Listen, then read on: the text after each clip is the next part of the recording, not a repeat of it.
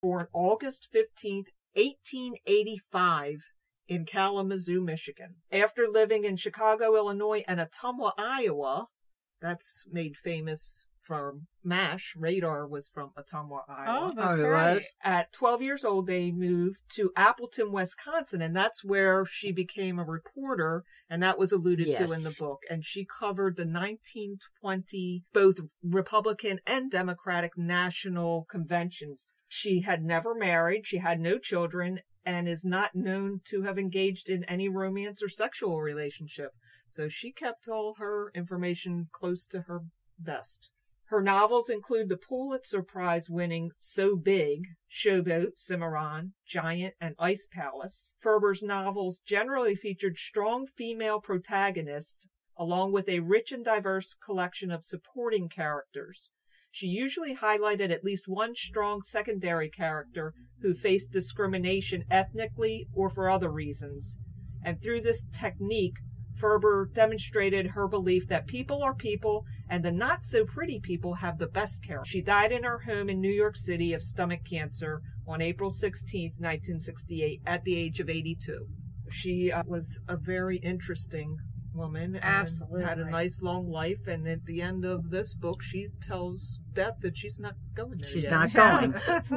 Next we have Mercedes McCambridge, who was Edna's sidekick. She was born Carlotta Mercedes Agnes McCambridge on March 16, 1916 in Joliet, Illinois. She was American actress of radio, stage, film, and television. Orson Welles called her the world's greatest living radio actress. She won an Academy Award for Best Supporting Actress for All the King's Men, and she was nominated in the same category for Giant. And she portrayed Rock Hudson's character's sister, Luz.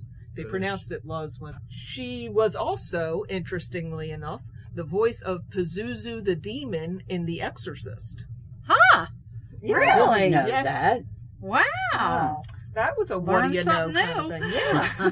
She was married twice but had one son. She died on March 2nd, 2004 in La Jolla, California, in San Diego of natural causes just 2 weeks before her 88th birthday. These women were long-lived. Most people know a lot about James Dean, but in listening to the book I found out that I didn't know a lot about James Dean, too. He was born James Byron Dean on February 8th, 1931 in Marion, Indiana. He was the only child of his parents, Winton Dean and Mildred Marie Wilson. They moved to Santa Monica, California when Jimmy was 6. And as we said before, he was very close to his mother, but she died when he was 9. He was a popular student. He played baseball and basketball.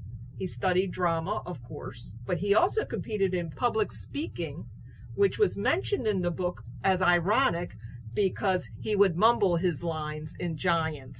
His first television appearance was in a Pepsi-Cola commercial. Dean's roles in East of Eden and Rebel Without a Cause seemed to personify him as angst-ridden and misunderstood outcast. In Giant, Dean played a supporting role to Liz Taylor and Rock Hudson at his request because he wanted to avoid being typecast as a rebellious teenager. He plays Jet Rink, a Texas ranch hand who strikes oil and becomes wealthy. Giant would prove to be Dean's last film. He became the first actor to receive a posthumous Academy Award nomination for Best Actor and remains the only actor to have had 2 posthumous acting nominations. In 1999, the American Film Institute ranked him the 18th best male movie star of Golden Age Hollywood in AFI's 100 Years, 100 Stars list.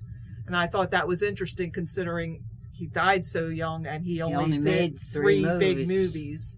Yep. He became interested in developing an auto racing career in 1954, and he was scheduled to compete at a racing event in Salinas, California on September 30th, 1955. Dean was driving his Porsche 550 Spyder to the event, was ticketed for speeding at 3:30 p.m.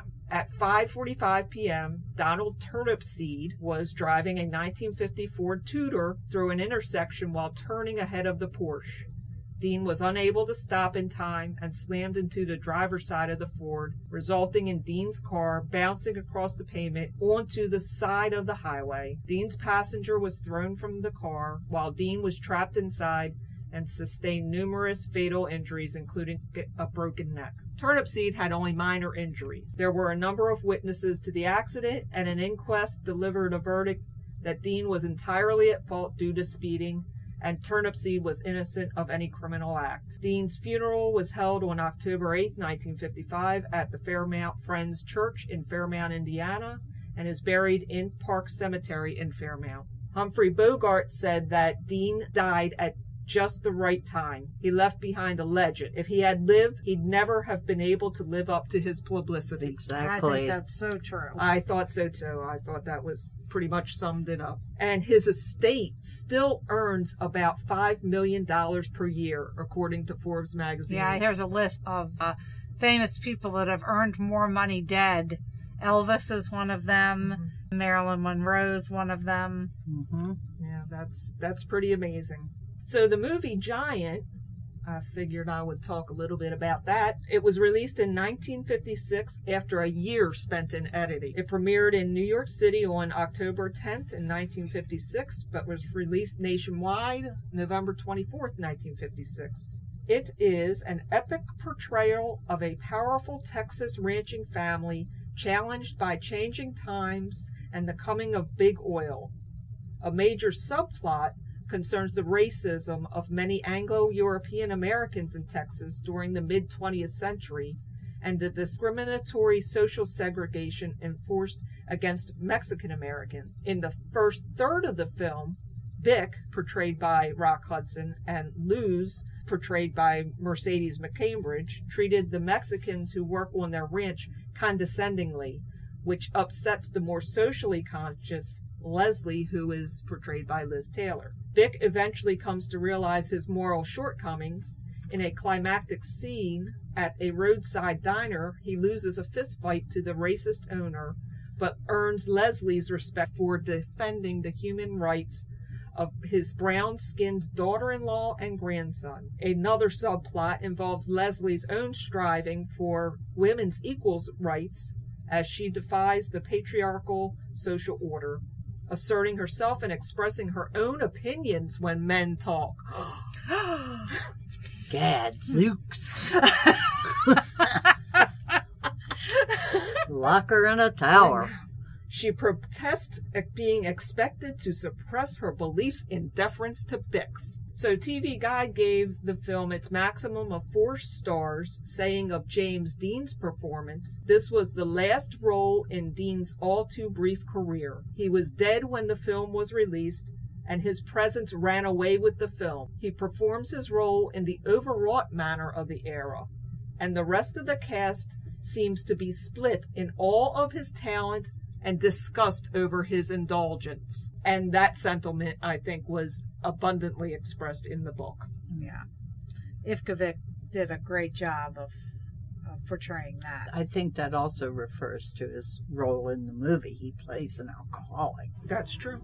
So I think that also refers. So the movie won the Academy Award for Best Director, George Stevens. Both Rock Hudson and James Dean were nominated for Best Actor in a Leading Role. Other awards won were a Golden Globe, a David D. Donatello Award, Directors Guild of America Award, and a gold medal in the Photoplay Awards, with many, many other nominations. It was the number 3 box office attraction of 1956 and ended up on countless top 10 best lists by film critics, and it earned an all-time box office earnings of over $30 million. And it's still earning today because it gets residuals from... And they did a remake, I think, too. No, they haven't done one yet. They've talked about it. I don't think they have. They haven't done a remake. Well, thank you, Kathy, for doing that research. I think we all learned something from you, especially about Mercedes. I had no idea that she was... I didn't know she was a demon. Yeah, I know. That was surprising. I'm going to have to listen to that again. And I know. Have to Watch Giant, the movie, and watch Exorcist to listen for I love Pazuzu. The Exorcist, so I wouldn't have any problem watching that. Giant is a good movie. I recommend it for people to see, but you have to remember its age. It was a different time. The story is ageless. But it's funny because we're still dealing with racism and discrimination. It's really a shame how much we're still dealing with racism. And women's equal rights. And yes, absolutely.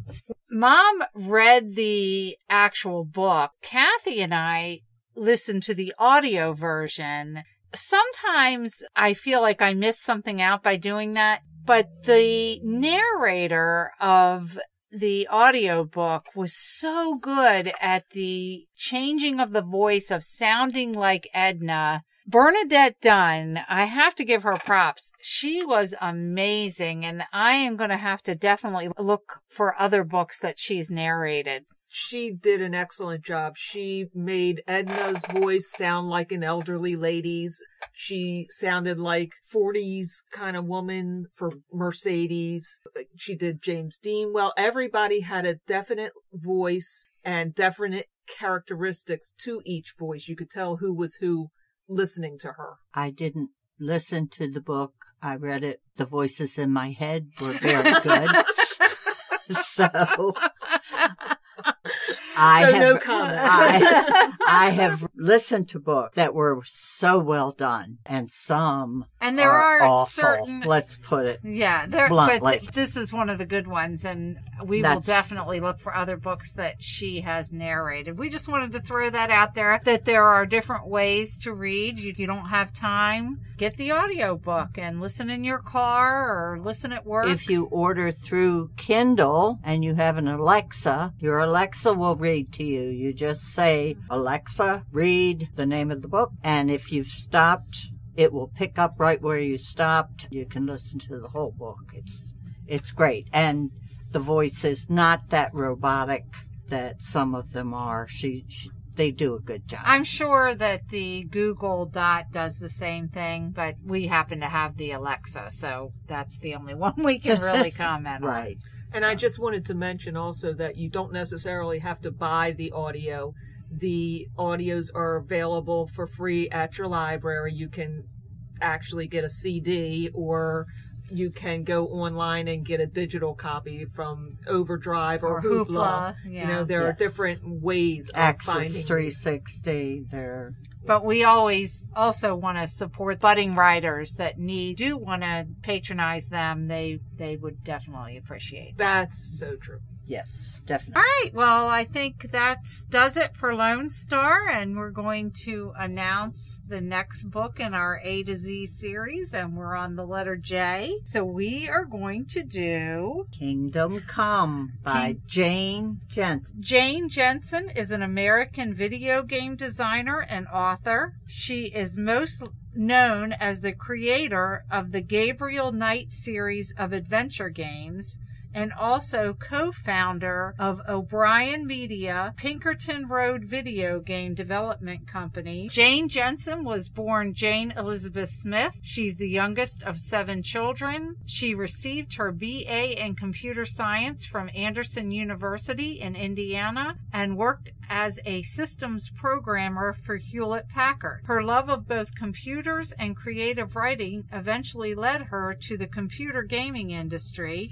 She lives with her husband in Pennsylvania, where she writes 2 series of books, her Elizabeth Harris Mystery Series and her Gabriel Knight series. And we are going to review the first in her Elizabeth Harris Mystery Series, Kingdom Come. All right. Kingdom Come has a 3.76 rating on Goodreads from 643 ratings. In Kingdom Come, the first in a new mystery series from Jane Jensen, an ex-NYPD detective seeks escape in Amish country and finds darkness instead. When a beautiful, scantily clad English girl is found dead in the barn of a prominent Amish family, Detective Elizabeth Harris knows she's uncovered an evil that could shatter the peace of Lancaster County, Pennsylvania. Even though Elizabeth's boss is convinced this was the work of an English, as outsiders are called, Elizabeth isn't so sure. Now Elizabeth must track down a killer with deep ties to a community that always protects its own, no matter how deadly the cost. Ooh, I'm looking forward to reading that one. And it's interesting because with us being from Maryland,